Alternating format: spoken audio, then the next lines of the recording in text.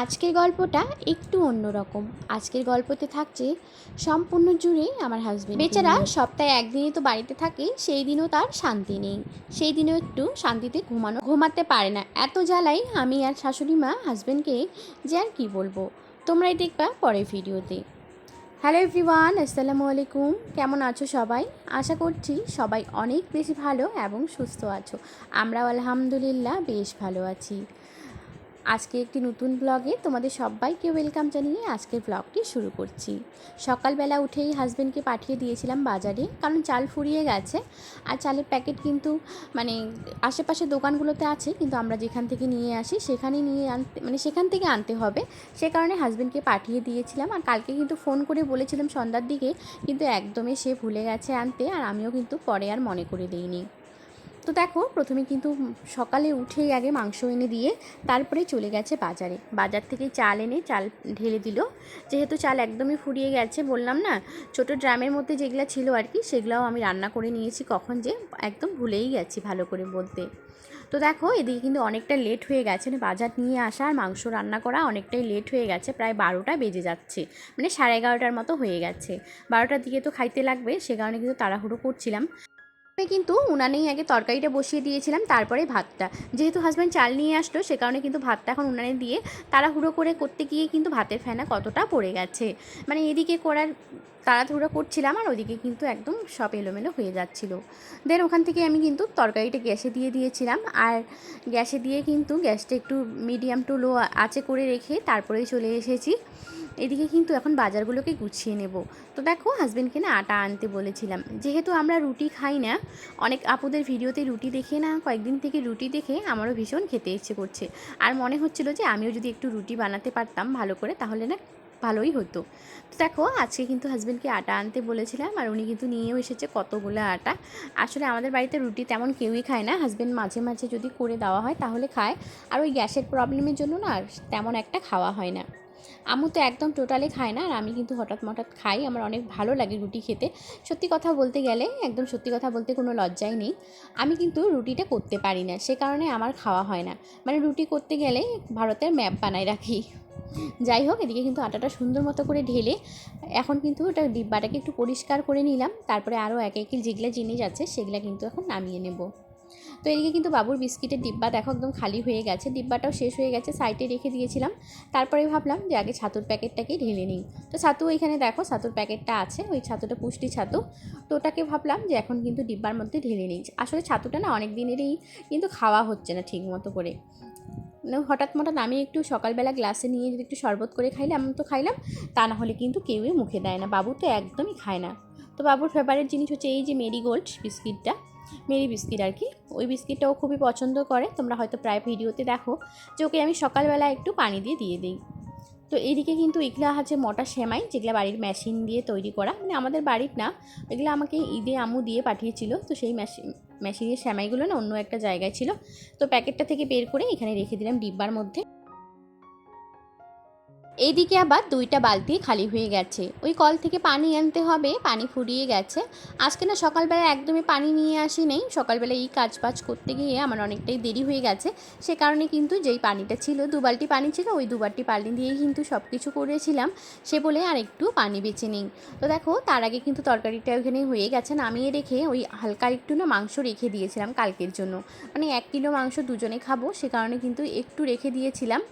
তো এদিকে কিন্তু এখন মশলাগুলোকে ঢেলে নিচ্ছি, আর ওই মাংসটাকে না একটু গরম করতে দিয়ে দিয়েছি, যেইটুকু রেখে দিয়েছি আর কি। তো দেখো, সব কিছু মশলাগুলো এইভাবে রেখে দিলাম। আর আজকে না গোটা গরমটা আনেনি, কারণ গোটা গরমটা আমাদের বাড়ির পাশ থেকেই এক দাদুর ভাই কাছ থেকে নেই। তো সে কারণে কিন্তু গোটা গরমটা আর আনা হয়নি। তো এদিকে এখন মশলা রেখে দিয়ে তারপরেই কিন্তু এখন সবজিগুলোকে নামিয়ে নিতে হবে, কারণ সবজিগুলো না এই গরম দিন, কখনো গরম কখনো ঠান্ডা, বৃষ্টিও চলে আসতেছে।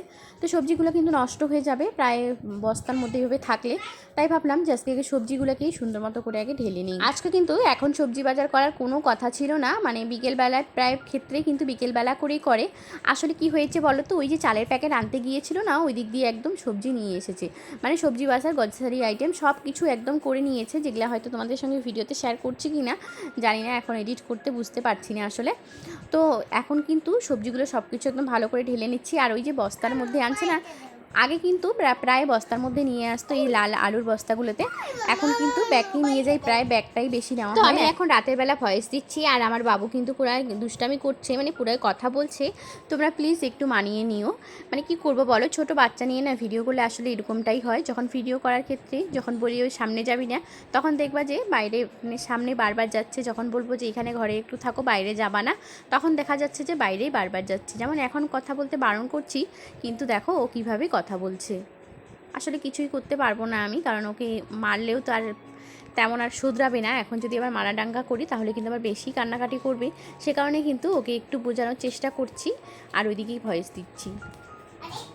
আর এদিকে কিন্তু সব সবজি বাজার একদম নামানো হয়ে গেছে। আর আজকে না রসুনটা কিন্তু আমার অনেক বেশ ভালো লেগেছে। আসলে না রসুনের কোয়াগুলো অনেক বড় বড়, সে কারণে ভালো লাগে। আর ছোটো রসুন থাকলে না ছুলতে কি অসুবিধাটাই না হয় বলো। তো এদিকে কিন্তু এখন কাঁচা লঙ্কা নিয়ে এসেছে না, কাঁচা লঙ্কাগুলো আগের সপ্তাহে যেগুলো নিয়ে এসেছে ওগুলো না একটু মোটা মোটা টাইপের ছিল, কিন্তু একদমই ঝাল ছিল না। সব কিছু সবজি বাজার কিন্তু নামিয়ে এসে তারপরে কল থেকে পানি আনছি। তারপরে হাজব্যান্ড চলে এসেছিলো, দুজনে মিলে একসঙ্গে খাওয়া দাওয়া করে নিলাম। তারপরে এদিকে কিন্তু আমি আমার কাজ করছি, হাজব্যান্ড কিন্তু ওনার কাজ করছে। আর আজকে জানো তো, ওই যে প্রথমেই বলেছিলাম যে একদিন বাড়িতে আছে বেচারার, একদিনও শান্তি নেই। তো দেখো কীভাবে কাজগুলো করছে। কাপড় চোপড় এনে রাখলাম, কারণ বাইরে প্রচণ্ড পরিমাণে বৃষ্টি শুরু হয়ে গেছে আর সব কিছু শুকিয়ে গেছে। শুধু এই দুইটা প্যান্ট হাজব্যান্ডের একটু হালকা হালকা ভেজা আছে, সেটাকে একটু কোথাও দিয়ে দিতে হবে। আর এগুলো কিন্তু সব শুকিয়ে গেছে, সকালে ধুয়ে দিয়েছিলাম তো সে কারণে। আর এদিকে দেখো বাইরে কি পরিমাণ না বৃষ্টিটাই শুরু হয়ে গেছে।